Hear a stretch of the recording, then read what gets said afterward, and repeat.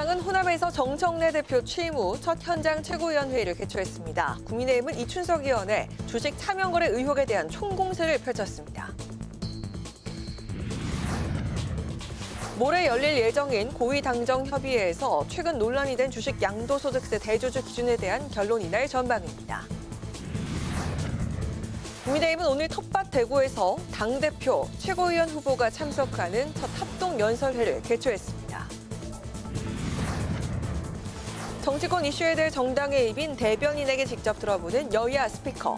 이춘석 의원 주식 차명 거래 의혹과 조국 전 대표 사면 문제가 쟁점으로 급부상한 가운데 여야 대치정국 구도엔 어떻게 작용할지 전망해봅니다.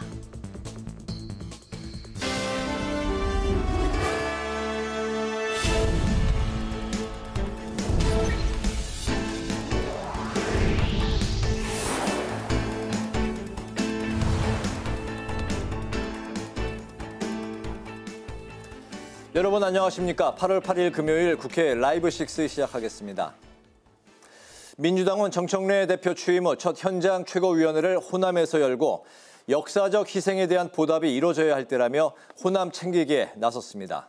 국민의힘은 이춘석 의원의 차명 주식거래 의혹이 국정기획위원회의 조직적인 게이트일 가능성이 크다며 차명재산 전수조사와 특검 수용을 촉구했습니다. 김희연 기자입니다. 정청래 더불어민주당 대표는 광주 국립 5.18 민주묘지를 참배한 데 이어 취임 후 호남에서 첫 현장 최고위원회의를 열었습니다. 5.18 광주 민주화 운동이 있었기에 지난 12.3 비상계엄의 내란을 막을 수 있었다며 이제 숭고한 희생에 대한 보답을 할 때라고 강조했습니다. 본격적인 호남 챙기기에 나선 정 대표는 호남 출신의 서삼석 최고위원을 당 호남발전특별위원회 위원장으로 임명하고 올해 안에 호남 발전 방안을 마련하라고 주문했습니다. 45년 전 호남에서 시작된 민주주의의 숭고한 외침이 오늘날 우리의 민주주의를 지켜냈습니다. 이제 그 숭고한 희생과 헌신에 표시나게 실천으로 보답해야 할 때입니다. 국민의힘은 이춘석 의원의 차명 주식거래 의혹이 이재명 정부 국정기획위원회 게이트일 가능성이 있다며 총공세에 나섰습니다. 송원석 비상대책위원장은 AI 산업을 총괄하는 국정위 경제 2분과장을 맡았던 이 의원이 AI 관련 주식을 한 건 명백한 이해충돌이고 다른 관계자들도 내부 정보를 이용해 시세 차익을 누렸을 가능성이 있다고 주장했습니다. 그러면서 심각한 권력형 금융범죄이자 조직적인 주가 조작 범죄라고 말했습니다. 이춘석 의원을 제외한 모든 더불어민주당 국회의원들과 국정위 관계자들이 결백하다면 우리 당이 제안한 특검 수사와 국정위, 국회의원 차명재산 전수조사를 거부할 이유가 없습니다. 이에 대해 박수현 민주당 수석대변인은 수사 결과에 따라 의원직 제명까지 갈 수 있는 초고강도 조치를 취하고 있다며 야당의 특검과 전수조사 주장에 대해 선을 그었습니다. 국회방송 김희연입니다. 더불어민주당과 정부는 모레 고위당정협의회를 개최합니다. 이번 협의회에선 최근 논란이 된 주식 양도소득세 과세 기준도 논의될 전망입니다. 김동희 기자가 전합니다. 더불어민주당과 정부, 대통령실은 모레 정청래 대표 취임 후 처음으로 고위당정협의회를 엽니다. 협의회에선 주식 양도소득세 과세 대상인 대주주 범위에 가닥이 잡힐 걸로 보입니다.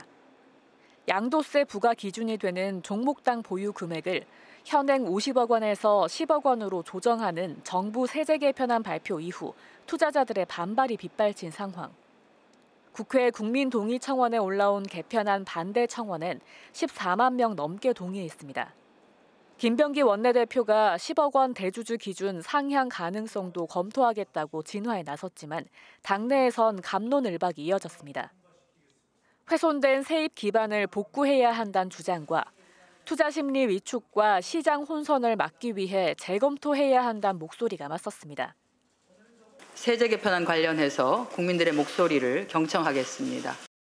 정부와 긴밀하게 소통하면서 최선을 다해 챙기도록 하겠습니다. 고위당정협의회에서 결론이 나면 이번 세제 개편안은 입법 예고 기한인 오는 14일 이후 국무회의를 거쳐 9월 정기국회에 제출될 예정입니다.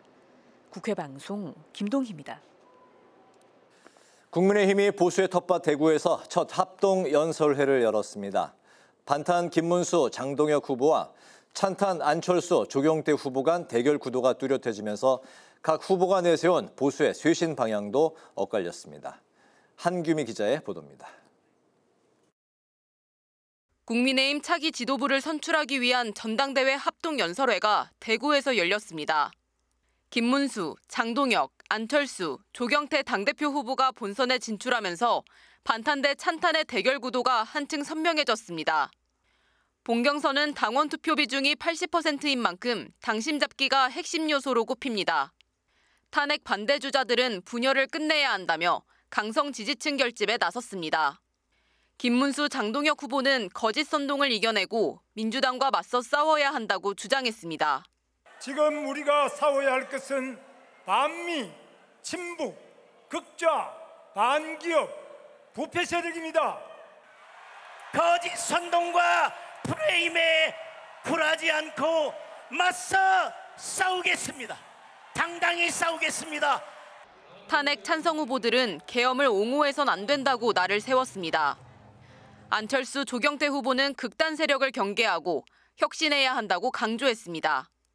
저는 극단 세력, 선동가들, 한줌 개파 세력에 일체 흔들리지 않고 당원과 국민만 바라보며 이 경쟁에 나섰습니다. 혁신해야 살아납니다. 업참마속의 심정으로 저 조경태가 혁신을 완수하겠습니다. 국민의힘은 대구 경북을 시작으로 다음 주 부산, 울산, 경남 등 전국을 돌며 합동연설회를 진행합니다. 오는 10일에는 당대표 후보 방송 토론회가 있을 예정입니다. 국회 방송 한규미입니다.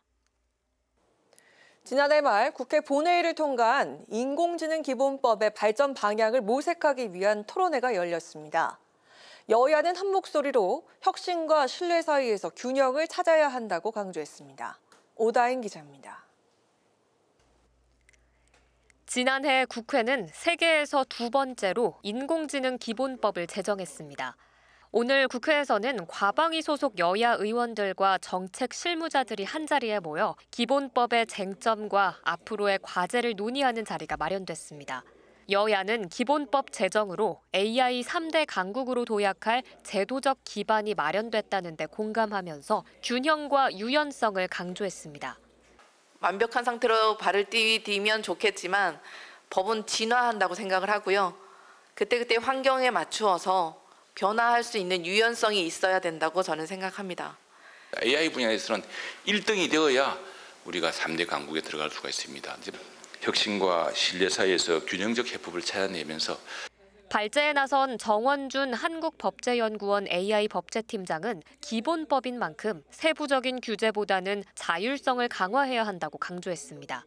너무나 또 구체적으로 하위 법령에서 규율을 하려다 보면 이게 자칫 규제 기본법이 될 수가 있다고 생각을 합니다. 큰 법이 기본법으로 출발을 한 만큼 이 개별법과의 연계성을 잘 고려해서 토론회에선 인공지능 기본법상 규제 대상이 고영향 인공지능 분야의 개발 사업자와 이용 사업자로 나눈 것은 과도하게 단순화한 것이라며 개선이 필요하다는 주장이 제기됐습니다. 또 인공지능 모델에 대한 규제는 없고 시스템 운영자에게 모든 책임을 부담하는 구조에 문제가 있다는 의견도 제시됐습니다. 류재명 과학기술정보통신부 차관은 내년 1월 시행을 앞둔 AI 기본법과 관련해 조만간 하위 법령을 공개해 의견을 수렴할 것이라고 밝혔습니다. 국회 방송 오다인입니다.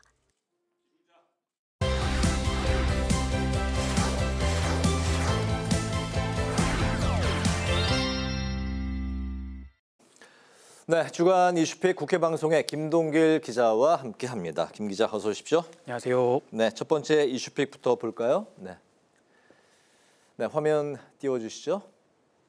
네, 무제한 토론 이번 주에 국회에서 있었죠?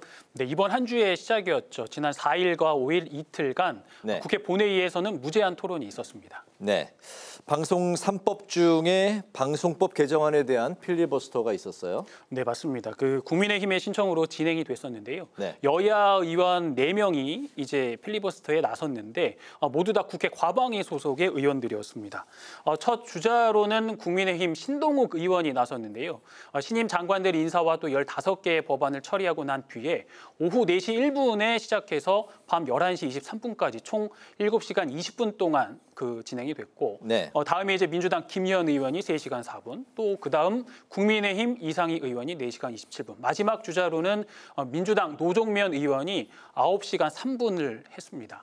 민주당의 주장은요, 방송의 이사회 구성을 합리적으로 좀 개선을 하고 정치적 중립성과 독립성을 가진 방송사 사장을 임명할 수 있다고 이제 강조한 반면에 국민의힘은 궁극적으로 민주당 입맛에 맞는 인사를 이 방송사 경영진에 앉히는 방송 장악법이라고 주장했습니다. 네, 7시간 혹은 또 9시간 이 한 자리에서 자리 이석하지 않고 계속 있는 건가요? 중간에 이제 화장실을 가고 싶을 경우에는 중간에 네. 또 이석이 좀 가능했습니다. 네, 요즘에는 이제 그런 분위기로 이제 좀 바뀌었는데 왜 노정면 의원의 발언을 끝으로 이게 필리버스터 종료가 됐을까요? 네, 4일 오후 4시 1분에 시작이 됐고요. 네. 2분 뒤에 민주당으로부터 토론 종결 동의를 요청하는 안이 이제 제출이 됐습니다. 그래서 국회법에 따라서요, 24시간 뒤에 노 의원이 4시간 10분, 그러니까 4시 10분 즈음에 토론을 마쳐서 바로 토론 종결 표결을 했고, 그리고 방송법 개정안에 대한 의결까지 됐습니다. 이어서 방송 3법 중 두 번째 법인 방문집법도 상정이 됐고 또다시 필리버스터가 시작이 됐는데요. 7월 국회 회기가 5일까지였습니다. 그래서 이날 자정을 기해서 무제한 토론, 이 필리버스터도 종료가 됐습니다. 네, 이제 정리를 좀 해보면 방송법 개정안 1개가 이제 통과가 된 거고 나머지 쟁점 법안은 8월 국회로 이제 넘어간 상황인데 8월 국회도 6일부터 이제 바로 이제 시작을 하지 않았습니까? 그런데 왜 바로 이제 이어서 하지 않고 뒤로 미뤘을까요? 8월 국회 의사 일정을 여야가 이제 협의를 하면서 8월 21일 본회의 날짜를 21일로 잡았습니다. 네. 왜냐하면 8월 첫째 주, 둘째 주는 이제 보통은 이제 국회도 휴식기거든요. 왜냐하면 8월 말에는 결산국회가 다시 진행이 되고 9월부터는 정기국회가 시작이 되고 국정감사까지 쭉 이어지게 됩니다. 네. 그렇기 때문에 보통은 8월 첫째 주, 둘째 주에는 국회도 휴식기를 갖기 때문에 이때는 좀 여야가 합의하고 21일 날 본회의, 그래서 21일부터 그 방송 3법, 입법과 3법에 대한 또 그 표결이 진행이 되고 또 노란봉투법과 3법 개정안까지 쟁점 법안들도 줄줄이 이어지고 있습니다. 21일이면 이제 2주 후에 목요일이 되겠네요. 네, 그렇습니다. 네, 알겠습니다. 두 번째 이슈픽 살펴보겠습니다. 네, 이춘석 전광석화. 네, 빠르게 지금 진행이 되고 있죠? 네, 그 사진 먼저 한 편 같이 보셨으면 좋을 것 같은데요. 네. 이제 한 언론사가 본회의장에서 찍은 사진인데 사진 같이 이 사진 한 장이 이번 한 주 국회에서는 이제 굉장한 이슈가 됐습니다. 네. 이 의원이 이제 보좌진의 명의로 주식을 차명 거래했다 이런 의혹이 이제 제기가 됐었던 사건이었어요. 네. 그래서 이제 정광석화라는 이제 이 단어를 써봤는데 네. 정광석화라고 하면은 어떻게 의미를 알고 계시나요? 어떤 일의 처리를 굉장히 뭐 빛의 속도로 빠르게 처리한다. 뭐 그런 의미죠. 예, 맞습니다. 이 보도 이후에 민주당의 그 처리가 이제 굉장히 빨랐습니다. 민주당 정청래 대표가 긴급 진상조사 지시를 내렸고요. 네. 이 의원이 여기에 대해서 이제 해명을 했는데 해명을 한 이후에는 저녁이 돼서 분위기가 이제 완전히 바뀌는 상황이 됐습니다. 네. 이 의원이 법사위원장직을 사퇴를 하고 또 전격적으로 민주당을 탈당을 합니다. 하지만 다음 날 이 정 대표가 이 의원을 당에서 제명하면서 그야말로 속전속결로 이 의원에 대한 처리가 이루어지게 된 건데요. 다음 날 이 대통령이 엄정 수사를 또 지시를 했고요. 경찰도 대규모 전담팀을 구성해서 본격 수사에 착수한 상황입니다. 지금까지 이 처리 과정들을 보면 그동안 이 대통령의 행보를 보면 이 주식시장 내 불공정 거래에 대한 단호한 입장을 밝혀왔고 또 취해왔기 때문에 이번 사건에 대한 인식이 민주당 내에서도 굉장히 엄중했다라고 이제 판단이 됩니다. 네, 이춘석 의원이 지난 대선 때 그 이재명 당시 후보의 비서실장이었습니까? 네, 맞습니다. 4선 국회의원인데요. 지난 이재명 대표 대표가 아니라 후보였죠. 네. 대선 때 후보 때 비서실장을 역임했는데 여기에 대한 조금 그게 더 크게 작용하지 않았을까. 의원들 내에서도 여기에 대한 좀 네. 마음이 더 반대쪽에 서지 않았을까. 알겠습니다. 이제 그런 생각이 듭니다. 이 대통령이 엄정 수사를 지시한 상황, 두 번째 이슈픽까지 살펴봤고 마지막 세 번째 이슈픽 살펴보겠습니다. 우 의장 참고인 조사. 네. 네, 우 의장이 어제 내란 특검에 출석을 해서 참고인 조사를 받았습니다. 특검이 비상계엄 해제 국회 의결 과정에서 방해 행위가 있었는지를 확인하기 위한 것이었는데요. 우 의장은 이제 출석에 앞서서 진실 규명은 당연한 책무다. 또 비상계엄과 관련된 법적 정치적 정의를 바로 세우는 일에 의장으로서 최선의 책임을 다하겠다고 말했습니다. 네, 벌써 이제 작년 12월 3일에 일이 돼 버렸는데 우 의장이 당시에 윤 전 대통령 비상계엄 선포 직후에 긴급 기자회견을 열고 모든 국회의원을 본회의장으로 이제 소집을 했었죠. 네, 맞습니다. 하지만 당시 국민의힘 의원 다수가 본회의장에 있지 않았고 또 표결에도 참여하지 않은 상황이었는데 네. 또 당시에 당회에서 대기하는 그런 상황도 있었습니다. 그래서 이제 그 비상계엄 해제 표결 과정에서 방해했는지 여부 등을 지금 그 내란 특검에서 조사를 하고 있는 그런 상황입니다. 네, 굉장히 그 긴박했던 당시 상황이었고 세 번째 이슈픽까지 이제 살펴봤는데 다음 주가 이제 8.15 광복절이라서 주간 이슈픽이 이제 없습니다. 네, 그래서 마치기 전에 제가 번외 이슈픽으로 하나 더 좀 말씀을 드리고 좀 정리. 번외 이슈픽. 네, 그래서 좀 정리를 했으면 좋겠는데 말씀하신 것처럼 일주일 뒤가 8.15 광복절입니다. 네. 그 전날인 14일에 국회에서는 아주 큰 행사가 지금 계획돼 있는데요. 네. 입법부와 행정부 또 광복회가 최초로 공동 주최하는 대안이 살았다. 광복 80년 전야제가 14일 오후 8시 15분에 국회 잔디광장에서 열립니다. 네, 바로 이곳 국회에서 열리게 되는 건데 14일 오후 딱 그 일주일 후, 목요일이죠. 네, 목요일입니다. 저녁 8시 15분이네요. 네, 디테일이 아주 살아있죠. 8이 오기 때문에 8시 15분. 그런 의미가 있군요, 시작이. 그런 것 같다고 저는 그렇게 생각을 합니다. 네. 그게 맞을 것 같네요. 네. 국회 홈페이지에 보시면 관련 내용을 좀 확인해 보실 수가 있는데 사실은 어제 이 입장권 예매가 있었습니다. 역시 8시 15분, 저녁 8시 15분에 있었는데 저도 예매를 도전을 해봤지만 워낙 이제 폭주하는 바람에 저도 예매를 실패를 했거든요. 그래서 조금 이제 예매를 해야만 참석할 수가 있군요. 네, 들어올 수가 있는데 이미 그 사전 입장권은 다 매진이 된 상황인데 네. 그럼 아쉽지만 국회 방송에서 생중계를 한다고 하니까 네. 다음 주 8월 14일 저녁 8시 15분에 챙겨보시면 될 것 같습니다. 네, 참석을 못하는 분들은 국회 방송을 통해서 생중계로 현장을 또 느끼시면 될 것 같습니다. 여러분들의 많은 관심을 바라겠고요. 지금까지 국회 방송 김동길 기자와 주간 이슈픽 함께했습니다. 오늘 말씀 잘 들었습니다. 고맙습니다.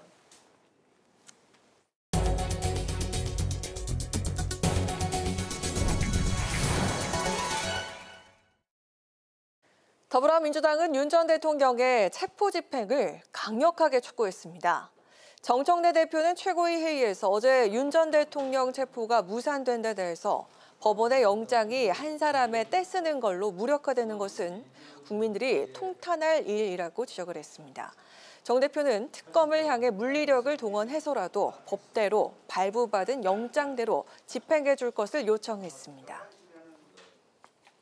국민의힘은 광복절 특별사면 대상에 조국 전 장관이 포함된 것을 두고 최악의 정치 사면이라고 비판했습니다.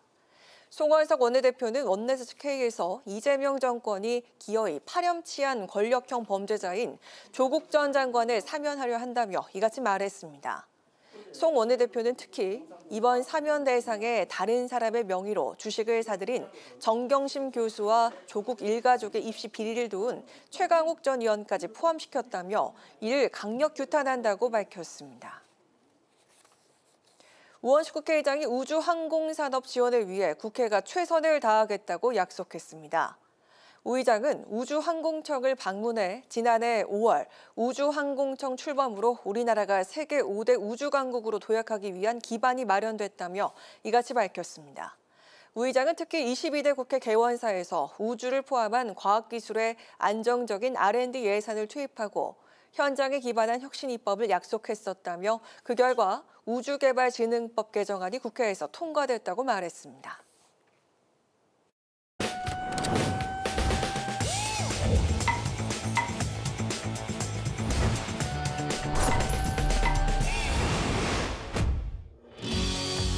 국회 속 다양한 이슈를 알기 쉽게 쏙쏙 뽑아 전해드리는 신동진의 국회 속. 오늘 주제는 세제 개편안 갑론을박입니다.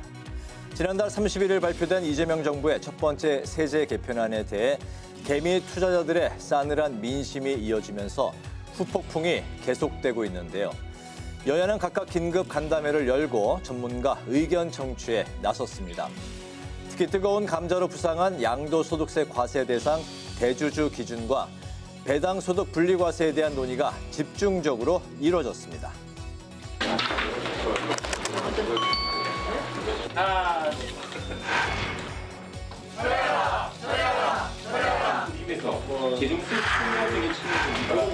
이해를 해야지만 연말이 되면은 대주주들이 또 주식을 내다 팔아가지고 또 과세를 좀 피하기 위한 노력을 해야 되니 그렇게 되면 주식 시장이 흔들리게 되고 개미 투자자들에게 악영향을 미칠 수밖에 없는 거죠.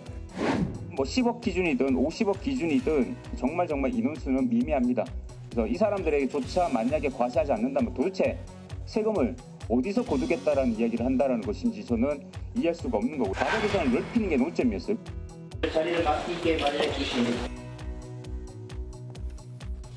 대주주 기준 강화뿐만 아니라 법인세 인상에 대해서도 시각 차이를 보였습니다. 범여권 간담회에선 구간별 명목세율 1%포인트 인상이 기업 경영에 영향을 미칠 수준은 아니라는 주장이 나온 반면 국민의힘 간담회에선 법인세가 높아질수록 기업 실적이 악화돼서 투자 시장을 더 위축시킬 거란 의견이 나왔습니다. 고배당 기업 배당소득 분리과세에 대한 부분에서는 분석이 다양했는데요. 초고소득자에게만 혜택이 집중되는 부자 감세라는 의견과 근본적 해법이 될 수 없다는 지적도 나왔습니다.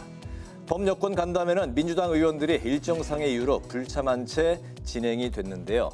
최근 정청래 대표가 대주주 기준 관련한 공개 입장 표명 자제를 요청한 가운데 민주당은 의견 수렴에 집중하는 모양새입니다.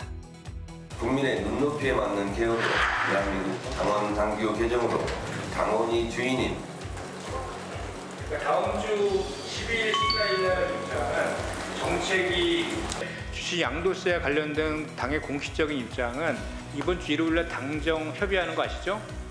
그때 아마도 전달이 될 것이다. 50억으로 원복을 시켰다라는 등 중간에 25억을 한다는 등 또한 그 공식적인 그 결정된 바는 없다. 대통령실은 지금 주식시장의 흐름, 시장 그리고 소비자의 반응들도 유심히 지켜보고 있고요. 그리고 조금 더 논의들이 숙성된다면 그 논의들에 대해서도 경청할 자세는 되어 있습니다. 저희들 실무적으로 한번 이런 부분에 대해서 검토를 하도록 하겠습니다. 금융투자 소득세 같은 그런 또 성향이 있는 것으로 저는 판단이 되고 있고요. 그런 부분까지 종합적으로 봐서 판단해야 할 사항이 아닌가 이렇게. 이런 가운데 국민의힘은 이재명 정부의 세제 개편안을 두고 경제 성장을 향하는 게 아닌 증세와 과세를 택한 역주행 정책이라며 전면 철회를 요구하고 있는 상황입니다. 새 정부 출범 첫 세제 개편안이 민생 안정과 경제 활성화라는 난제를 해결할 수 있는 안으로 거듭날 수 있을지 지켜봐야겠습니다. 지금까지 신동진의 국회 속이었습니다.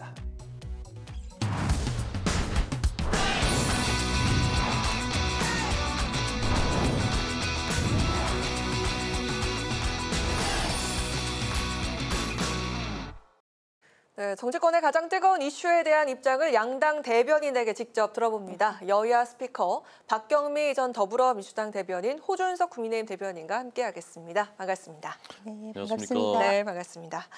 자, 이 민주당이요, 주식 차명거래 의혹을 받고 있는 이춘석 의원에 대해서 수사 결과에 따라 의원직 제명까지 갈 수 있다, 이렇게 밝혔습니다. 하지만 국민의힘은 이춘석 특검으로 국정의 전수조사를 요구를 하고 있는데 국회의원 차명 재산을 전수조사해야 한다, 이렇게 제안까지 나오고 있는 상황이죠.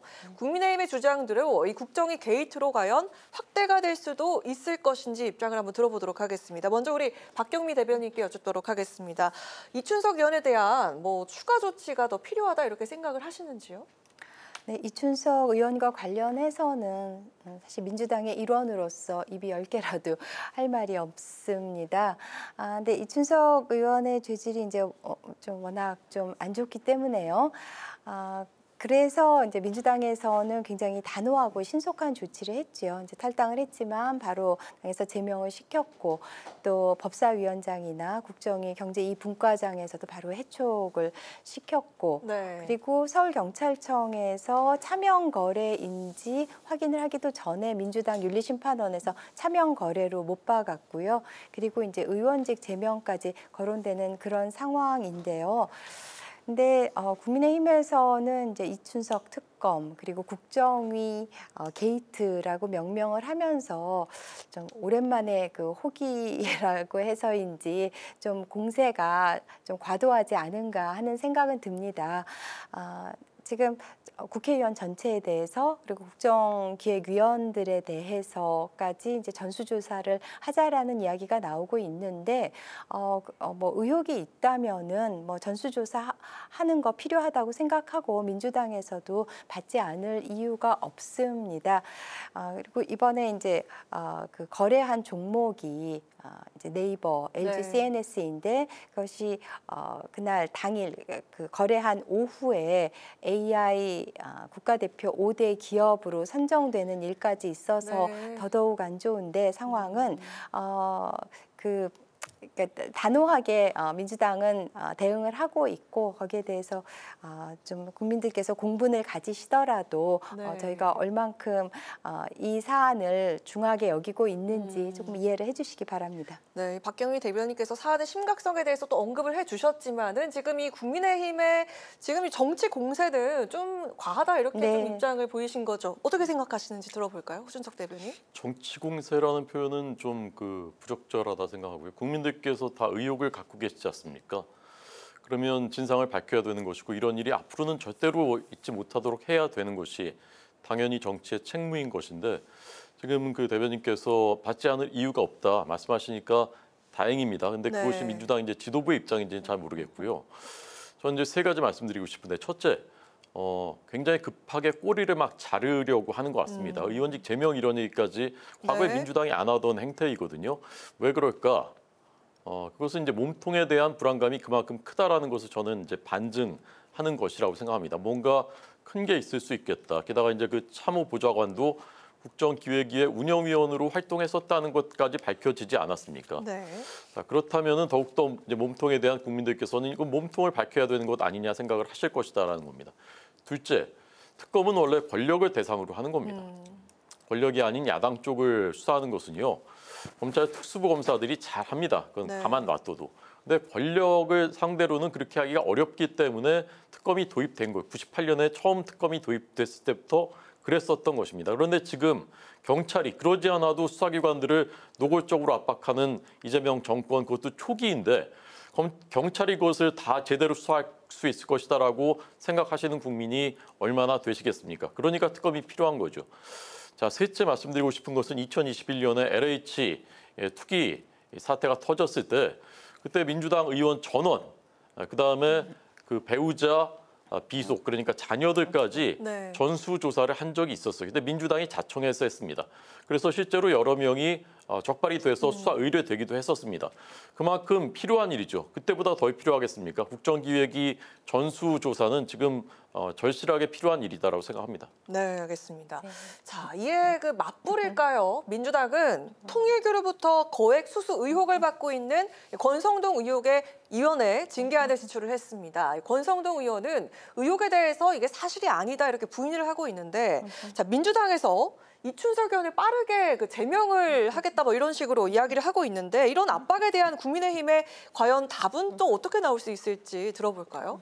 근데 그 권성동 의원이 실제로 통일교와 어떤 관련이 있는 것인지 뭐 정치 자금을 받았는지 이런 부분들은 특검이 잘 밝혀낼 거예요. 지금 특검이 눈에 불을 켜고 하고 있지 않습니까? 특히 야당에 대해서는 심지어는 2016년에 있었던 전혀 별건의 사건, 그러니까 양평고속도로 관련해서 양평 고속도로와는 전혀 관련이 없었던 그 당시 군수였던 지금 저희 당 의원까지 압수수색을 의원실까지 할 정도로 그야말로 탈탈 털려고 하고 있습니다. 그런데 이런 일이 정말 사실이라면은 수사로 밝혀내겠죠. 근데 지금까지 우리 국회에서 이런 일로 수사를 받는, 그러니까 어떤 비리 사건이나 비리 의혹 사건이나 이런 것으로 수사를 받는 의원에 대해서 국회가 자체적으로 징계를 윤리위에 올려서 징계를 한 사례는 전무합니다. 하나도 없어요. 왜 그러냐?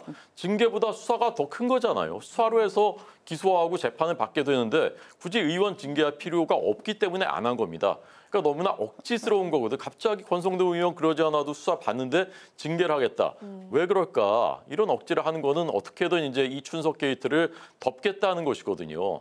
그러니까 거꾸로 보면 지금 이 이춘석 게이트에 대해서 지금 얼마나 불안한지를 보여주는 것입니다. 네, 일단 이 이춘석 의원에 대한 이 의원직 제명 이런 이야기들은 앞서서 뭐 꼬리 자르기다 이렇게 이야기를 또 하셨었고, 그리고 이 권성동 의원에 대한 징계안 제출은 이춘석 특검에 대한 맞불 작전이다 이렇게 또 이야기를 덮겠다, 의혹을 덮겠다 이런 의도라고 생각을 하시는데요. 어떻게 들어볼까요? 네, 호준석 대변인께서 아까 거대한 몸통이 있기 때문에 그렇게 빠르게 꼬리 자르기를 한 거라고 말씀을 하셨는데요. 그 죄질이 안 좋기 때문에 그렇게 빠르게 여러 가지 단호한 조치들을 한 것이지 거대한 몸통이 숨겨져 있다는 것은 좀 과도한 추측이라는 생각이 들고요. 그러니까 내부 정보나 미공개 정보를 이용해서 뭐 시세 차익을 얻었다든지 차명 거래가 있다든지 이런 일들이 있다면은 민주당에서 정말 단호하게 대처를 할 것이고요. 이춘석 의원의 경우 또 개인 일탈의 그런 경향이 저는 강하다고 생각을 하고 권성동 의원과 관련된 의혹이 진실로 드러난다면 이거는 비교가 안 되는 건이라고 생각을 합니다.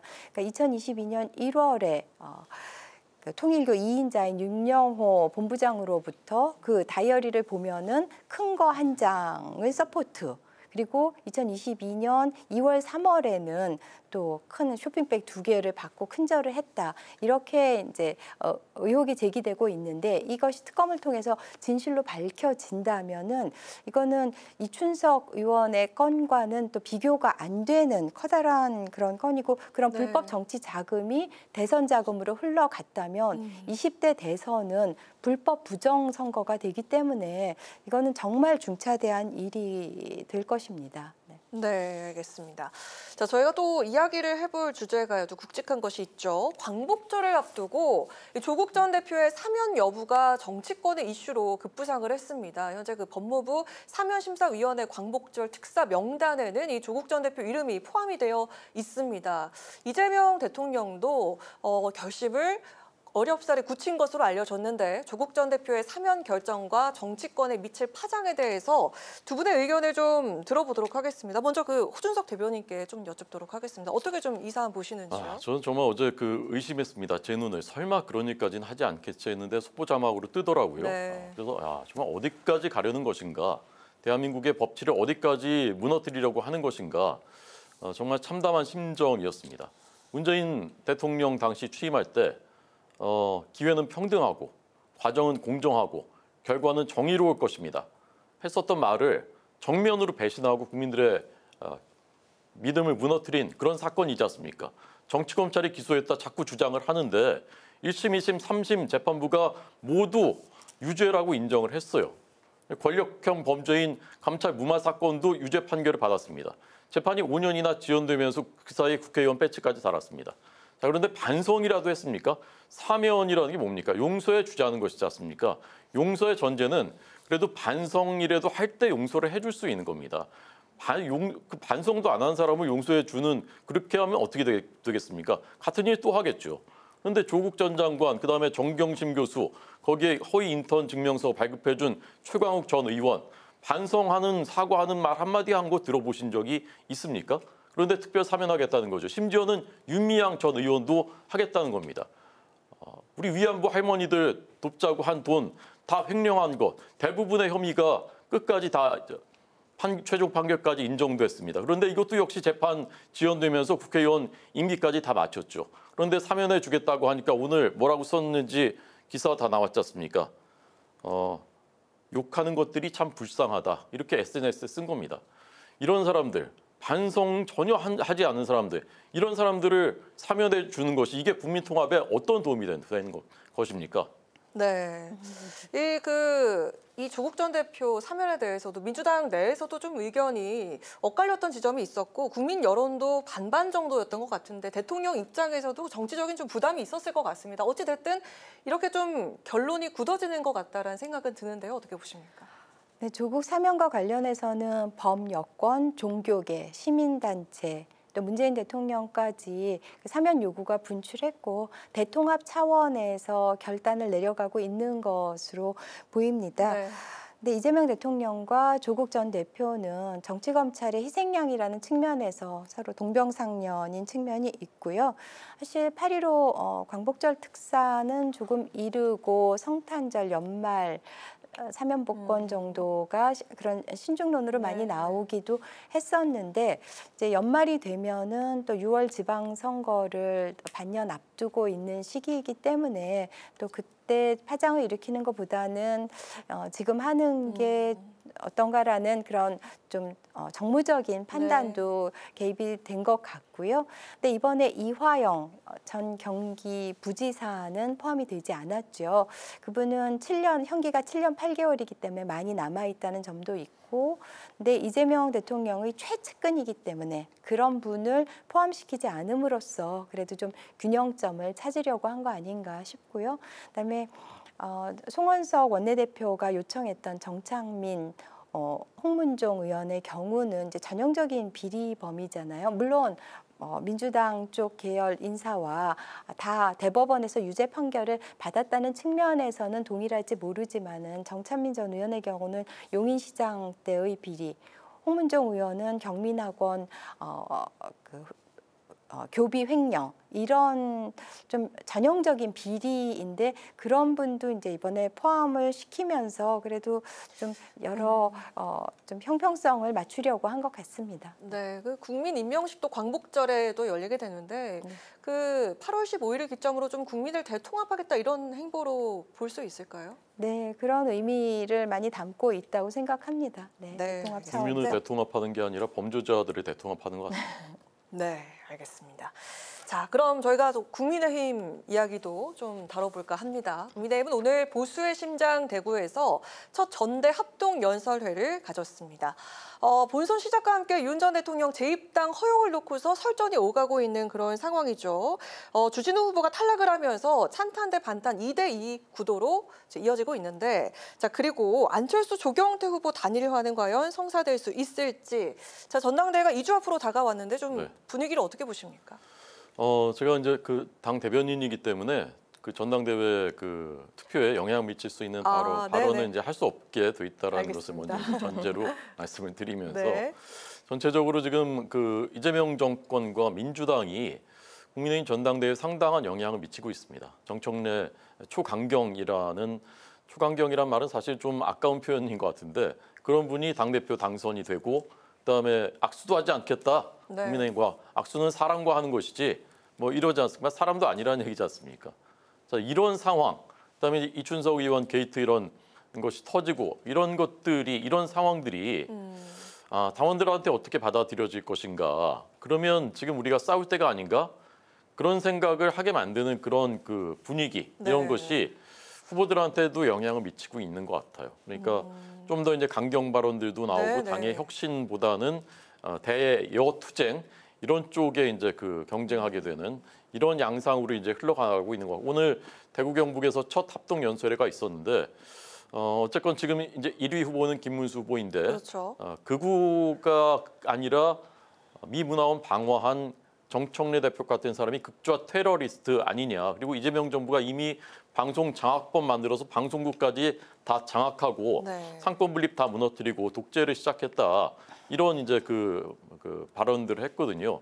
저는 이제 이런 그 발언들이 당원들에게 어떻게 받아들여지고 당원들이 거기에 어느 정도 공감할 것인가 이런 부분들이 전당대회에 이제 그 영향을 미칠 것으로 보이는데 지금 이재명 정권과 민주당이 하는 일들은 당원들한테 이제 그런 영향을 미칠 가능성이 적지 않다 이렇게 보여집니다. 지금 유력 주자인 김문수 후보가 아주 강경하게 발언을 이어가고 있는 그런 네. 상황 속에서 또 그리고 안철수 조경태 후보 단일화 또 어떻게 예측을 하시는지 조금 더 솔직하게 들어볼 수 있을 것 같거든요. 네. 네. 조경태, 안철수 후보의 단일화 관련해 가지고 제가 챗GPT하고 제미나이한테 한번 물어봤어요. 어떻게 단일화 할 것 답변하던가요? 같으냐고. 네. 그랬더니 안철수, 조경태 후보가 단일화를 한다고 가정할 때 두 후보의 지지층이 온전히 합쳐져서 김문수 후보를 앞설 수 있을지 미지수이기 때문에 네. 단일화도 여전히 미지수라고 답을 하더라고요. 네. 잠깐 말씀드리고요. 어제 그 자유우파 연합 토론회에서 김문수 후보가 윤석열의 입당을 받아준다고 해서 아주 경악을 했고 또 계엄은 있었지만은 뭐 사람이 죽지 않았으니 괜찮다는 그런 위험한 의식도 드러냈는데요. 이번 본 경선에서 당심과 민심이 8대2로 이제 설정이 되어 있다 보니까 강경한 그런 당원들에게 소구하기 위해서 이런 극단적인 발언을 쏟아내는 것이 아닌가 싶고요.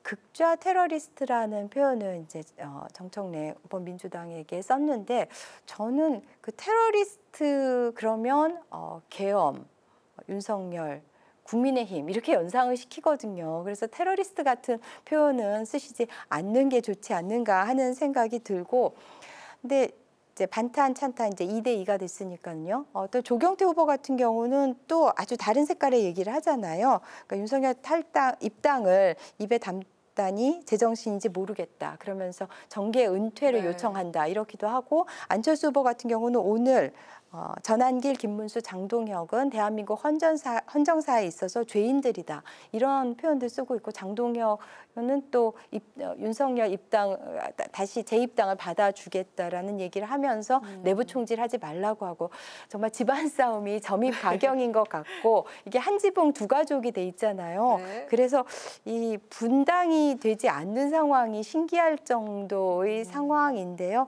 어찌 되건 조금 좀 합리적인 목소리들이 나오고 좀 더 빨리 정상화가 돼서 호준석 대변인 같은 분들이 네. 설당이 좀 더 확보가 됐으면 하는 생각이고요. 네. 그 첫 단추는 저는 여전히 매번 말씀드리게 되지만 윤석열과의 절연, 윤어게인과의 결벌이라고 생각합니다. 호준석 대변인과 같은 국민의힘에 좀 정신이 많이 생겼으면 좋겠다라는 이런 덕담일까요? 이런 이야기에 대해서 좀 어떻게 제가 그 화답하시겠습니까? 합리적인 사람으로서 한 말씀 드리자면 네. 정청래 대표는 저는 테러리스트 맞다고 생각합니다. 실제로 그런 행동을 했었어요. 근데 그때는 이제 학생 때였으니까 그랬나 보다 하고 싶지만 정치에 입문한 다음에는 똑같은 일을 했었던 똑같은 일을 한 또 그 대학생 후배들한테 그건 불가피한 일이다라는 취지로 필요한 일이다라는 취지로 얘기를 했습니다. 저는 지금 한미연합훈련 결국 축소됐잖아요. 정동영 통일부 장관 같은 사람이 그 철진한 그 이념을 20년 전 그대로 갖고 와서 또 그렇게 얘기를 통일부 장관이 됐는데 결국 그 주장대로 한미연합훈련이 축소됐습니다. 우리 안보가 지금 심각한 위기이고 여기에는 이런 그 잘못된 이념들, 미끄러진 이념들 여전히 갖고 있는 사람들이 큰 문제라고 생각하는데 정청래 대표 거기에 그 범주에 정확히 포함되는 사람이라고 생각합니다. 기대에 미치지 못하는 발언을 해서 죄송하지만 그렇습니다. 네, 한번 또 짧게 한번 들어볼까요? 네, 한미연합훈련이나 관련해서는 사실 우리가 하는 말이 평화는 경제다. 사실 그쪽을 지향해 가야지 우리 경제도 살아날 수 있죠. 그래서 그거는 사실 굉장히 그 다각도의 복합적인 고려가 필요한 사안이기 때문에 또 별도의 토론을 요구하는 주제인 것 같습니다. 네, 평화는 경제가 맞는데 그래서 어떻게 됐습니까? 개성공단 다 했는데 결국 우리 기업들 거의 인질로 잡힐 뻔하다가 일방적으로 폐쇄시키고 거기에 있는 우리 기업들 투자한 시설들 지금 북한이 그거 돌리고 있지 않습니까? 개성에 있는 남북 공동연락사무소 폭파시켜버린 것이 문재인 정부 때였지 않습니까? 20년 전에 그런 말씀을 했다면 저도 20년 전에는 햇볕 정책의 옹호자였어요. 20년 동안 처절한 실패를 우리가 맛봤지 않습니까? 경험을 했지 않습니까? 그 사이에 핵과 미사일은 다 개발이 돼서 이제 우리를 직접 겨냥하고 있는데 지금도 똑같이 그런 얘기를 한다면 그건 역사에 죄 짓는 겁니다. 그런데 개성공단은 굉장히 유감이지만은 이재명 정부 들어오면서 대북 확성기 방송을 중단했잖아요. 6월 11일에 그랬더니 6월 12일에 바로 북한이 화답해서 대남 그 확성기 방송을 중단했고요. 그다음에 최근에 그 확성기 고정식도 다 철수를 하고 있고 또 북한도 그것에 화답할 것으로 생각을 합니다. 그래서 서서히 그런 작업들이 평화를 향한 여정이 그러니까 진행될 거라고 생각합니다. 알겠습니다. 자, 저희가 조금 분위기를 정리를 하고 마지막 질문 남아 있으니까요. 또 들어보도록 하겠습니다. 좀 첨예하게 맞붙을 수도 있을 것 같다는 생각도 드는데 길지 않게 한번 좀 들어보도록 하겠습니다. 정부 세제 개편을 두고 여야 이견차가 지금 큰 상황인데요. 법인세 그리고 증권거래세 인상에 주식 양도세 요건 강화까지 이에 대해서 국민의힘은 이게 조세 수탈 3법이다 이렇게 공격을 하고 있고요. 정부 여당도 50억이냐 10억이냐 주식 양도세를 부과하는 대주주 기준을 놓고 지금 고심에 빠진 상황입니다. 정말 이거는 모두가 좀 민감하게 느낄 수 있는 그런 문제인데요. 세제 개편 과연 어떤 것들이 최우선이 돼야 할지 어떤 분부터 먼저 발언하실까요? 네, 먼저 하시죠. 그 대주주 양도세 기준을 이제 10억으로 50억에서 10억으로 낮추게 되면은 조세 형평성을 제고할 수 있겠고, 그다음에 세수가 늘어난다는 장점이 있겠죠. 그렇지만은 연말에 주식을 대량으로 매도하는 현상이 심화될 수 있고, 또 국내 주식을 떠나서 해외 주식으로 옮겨가는 현상이 나타날 수 있다는 단점이 있어요. 근데 현재와 같이 50억으로 그대로 유지한다면 그 10억으로 낮추었을 때 단점이 50억의 장점이 되고 이제 또 장점이 단점이 될 텐데요. 그리고 그 절충점으로 10억과 50억의 중간 지점에서 30억 정도로 설정을 하게 되는 것도 이제 가능할 수 있는데, 그러면 50억이다가 10억으로 내렸다 또 30억 이런 또 일관성 측면에서 비판을 받을 수가 있겠죠.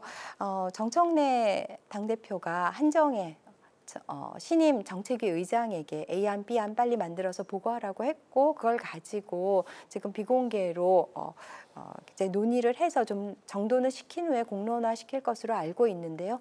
결국 공평 과세냐, 조세 형평성이냐, 아니면 자본시장 활성화냐, 그 둘 중에서 어떻게 이제 균형점을 찾아갈지, 어떻게 절충을 할지의 문제인 것 같습니다.